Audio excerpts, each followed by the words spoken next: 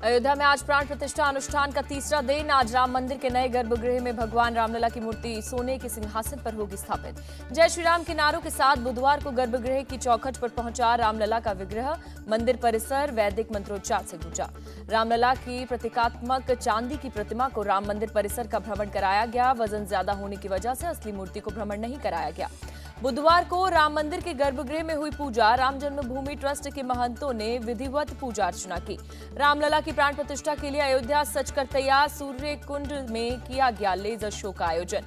Laser show के जरिए भगवान राम के जीवन की लीलाओं को दर्शाया गया। भारी तादाद में उमड़ी राम भक्तों की भीड़। अयोध्या में प्राण प्रतिष्ठा से पहले लखनऊ में भी तैयारी। सदर से हजरतगंज तक निकाली गई रामलीला यात्रा।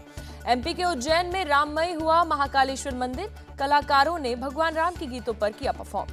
इंदौर में सीएम मोहन यादव ने राम मंदिर की रेप्लिका का उद्घाटन किया। भक्तों ने लगाया जय श्री राम का नारा। आयरन स्क्रैप से बनी है राम मंदिर की रेप्लिका। उद्घाटन के मौके पर लोगों ने जमकर की आतिशबाजी, दिए भी जलाए गए। राष्ट्रीय पुरस्कार विजेता कारीगर कुंज बिहारी ने बनाया राम मंदिर का छोटा मॉडल। सोने, चांदी और हीरे से 108 दिनों में किया तैयार। यूपी के अलीगढ़ में सामूहिक सुंदरकांड का पाठ। भारी संख्या में भक्तों ने लिया हिस्सा। कश्मीरी केसर से होगा रामलला का तिलक। मुस्लिम राष्ट्रीय मंच ने वीएचपी को सौंपा केसर। मुंबई के शिवाजी पार्क में 45 फीट ऊंची भव्य राम मंदिर के साथ भगवान राम की आकृति लगाई गई। एमपी के भोपाल में मां भवानी मंदिर में मनाया गया दीपोत्सव। राम मंदिर प्राण प्रतिष्ठा महोत्सव को लेकर दीप जलाए गए। भक्तों ने बनाए रंगोली। 22 जनवरी को सिद्धिविनायक मंदिर ट्रस्ट निकालेगी शोभा यात्रा। ट्रस्ट के अध्यक्ष सदा सरवनकर ने दी जानकारी।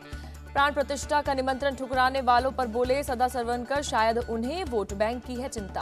प्रयागराज, वाराणसी, आगरा, मथुरा समेत 6 जिलों से अयोध्या के लिए शुरू होगी हेलीकॉप्टर सेवा। योगी सरकार ने तय किया किराया। रामलीला मंचन में भाग लेने अयोध्या पहुंचे एक्टर राकेश बेदी और बिंदु दारा सिंह। कहा, दुनिया का सबसे बड़ा तीर्थ स्थल होगी रामनगरी। सूरत में भी हो रही भव्य रामोत्सव की तैयारी। कलाकार कार्यक्रम के रिहर्सल में जुटे। राम टेम्पल कंस्ट्रक्शन कमेटी के चेयरमैन की लोगों से अपील। 22 जनवरी कुछ भी ऐसा ना करे जो दूसरे धर्म के लोगों को अच्छा ना लगे। राम मंदिर को लेकर कांग्रेस नेता दिग्विजय सिंह का बीजेपी पर हमला। कहा, बीजेपी का मकसद मस्जिद गिराना था, राम मंदिर बनाना नहीं था। बीजेपी भगवान राम का राजनीतिकरण कर रही है। कांग्रेस महासचिव जयराम रमेश का बयान। दिल्ली के सीएम अरविंद केजरीवाल ने अयोध्या जाने का किया ऐलान। 22 जनवरी को प्राण प्रतिष्ठा के बाद रामलला के दर्शन के लिए जाऊंगा। सीएम केजरीवाल ने प्राण प्रतिष्ठा का निमंत्रण मिलने से किया इनकार। कहा, पत्नी, बच्चों और माता पिता के साथ बाद में जाऊंगा। नेशनल कॉन्फ्रेंस के नेता फारूक और उमर अब्दुल्ला ने बीजेपी पर साधा निशाना। कहा, मजहब और सियासत को अलग अलग रखना चाहिए। उमर अब्दुल्ला ने कहा, बीजेपी को चुनाव जीतने के लिए मजहब में जाना पड़ा। 10 साल के शासन में दिखाने के लिए राम मंदिर के सिवा कुछ भी नहीं है। बार काउंसिल ऑफ इंडिया के सीजेआई से मांग। 22 जनवरी को सुप्रीम कोर्ट, हाई कोर्ट और जिला कोर्ट में छुट्टी घोषित करें। गुजरात के डीसा में एक स्कूली छात्रों की प्रस्तुति। छात्रों ने राम फॉर्मेशन किया प्रस्तुत। 19 से 21 जनवरी को फिर से साउथ के दौरे पर जाएंगे पीएम मोदी। तिरुचिरापल्ली के रंगनाथ मंदिर और रामेश्वरम के रामनाथ मंदिर में करेंगे पूजन। पीएम मोदी आज विकसित भारत संकल्प यात्रा के लाभार्थियों से करेंगे संवाद। दोपहर 12:30 बजे वीडियो कॉन्फ्रेंसिंग के जरिए करेंगे बातचीत। एमपी के सीएम मोहन यादव का आज बिहार दौरा। श्री कृष्ण चेतना मंच के प्रोग्राम में लेंगे हिस्सा। राजस्थान में भजन लाल सरकार की कैबिनेट बैठक आज होगी। अहम फैसलों पर लगाई जाएगी मुहर। चंडीगढ़ में आज होगा मेयर का चुनाव। पहली बार आम आदमी पार्टी और कांग्रेस मिलकर लड़ रहे हैं चुनाव। सीट शेयरिंग को लेकर कांग्रेस समाजवादी पार्टी की बैठक। दोनों पार्टियों के बीच यूपी की एक सीट पर हुई बात। कांग्रेस से मीटिंग के बाद बोले रामगोपाल यादव, अभी आधा रास्ता तय किया, आधी सीट पर बात बाकी। सलमान खुर्शीद ने कहा, आखिरी फैसला होने तक नहीं बता सकते संख्या, जरूरत पड़ी तो राहुल अखिलेश करेंगे बातचीत। बीएसपी से गठबंधन के सवाल पर बोले सलमान खुर्शीद, हमारी बातचीत सपा से हुई, उसी से होगा समझौता। सीट शेयरिंग में देरी पर बोले लालू यादव, गठबंधन में इतनी जल्दी नहीं हो सकती सीट बंटवारा। लोकसभा चुनाव के लिए लोगों से सुझाव मांग रही कांग्रेस। पी चिदंबरम बोले, हमारा मैनिफेस्टो जनता का घोषणा पत्र होगा।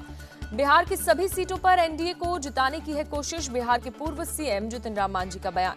कर्नाटक के मंत्री प्रियंक खड़गे का बयान। लोकसभा की 25 सीटें जीतने पर कांग्रेस का फोकस। सीएम भगवंत मान ने कांग्रेस से गठबंधन पर किया साफ। पंजाब की सभी 13 सीटों पर अकेले चुनाव लड़ने का ऐलान। महाराष्ट्र बीजेपी नेता गिरीश महाजन का दावा, कांग्रेस के कई नेता बीजेपी में शामिल होना चाहते। दक्षिण मुंबई सीट को लेकर कांग्रेस में अब भी हलचल। विधायक अमीन पटेल बोले, सीट पर फैसला पार्टी आलाकमान करेंगे। नेशनल कॉन्फ्रेंस नेता उमर अब्दुल्ला बोले, जम्मू कश्मीर में और लद्दाख की सभी सीटें इंडी अलायंस जीते, ऐसी कोशिश होगी। यूपी में निवेश के दावे पर एसपी चीफ अखिलेश का सवाल, सरकार निवेश से मिले रोजगार के आंकड़े दे। अखिलेश यादव का योगी सरकार पर आरोप और विपक्ष के सवालों का सीधा जवाब नहीं देती सरकार। इंडिया टीवी संवाद में सीएम योगी का विपक्ष पर निशाना, कहा जो प्रभु राम को नहीं समझता वो भारत को नहीं जानता।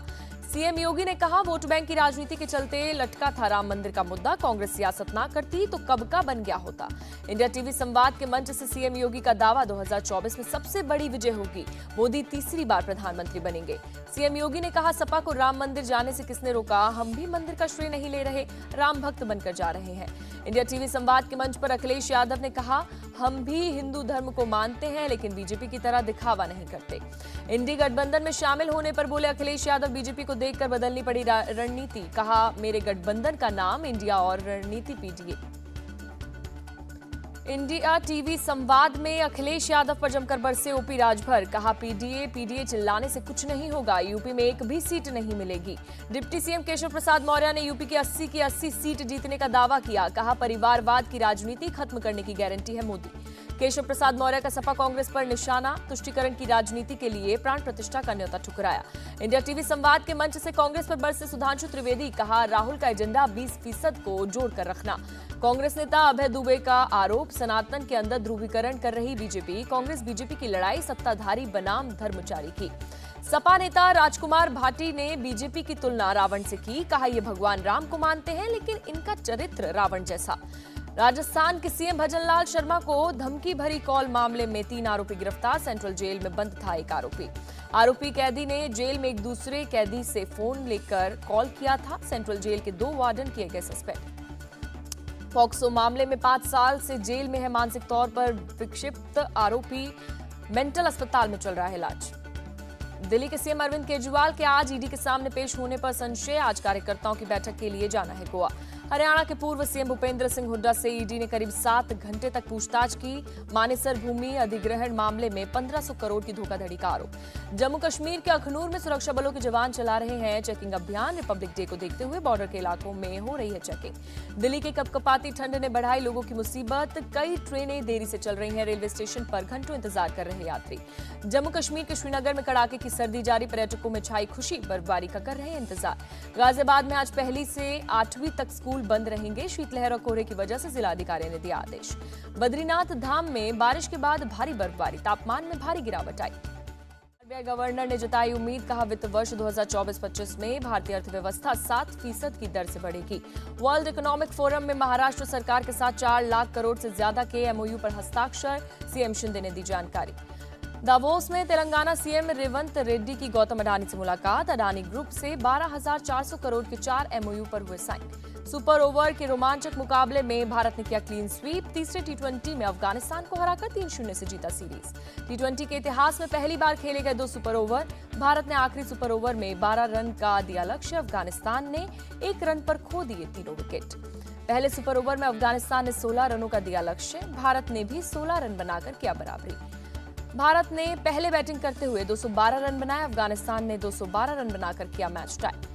भारत की तरफ से रोहित शर्मा ने नाबाद 121 रनों की पारी खेली, रिंकू सिंह ने नाबाद 69 रन बनाए। अफगानिस्तान की तरफ से गुलबदीन ने 55 रनों की पारी खेली, गुरबाज और जादरान ने लगाए 50।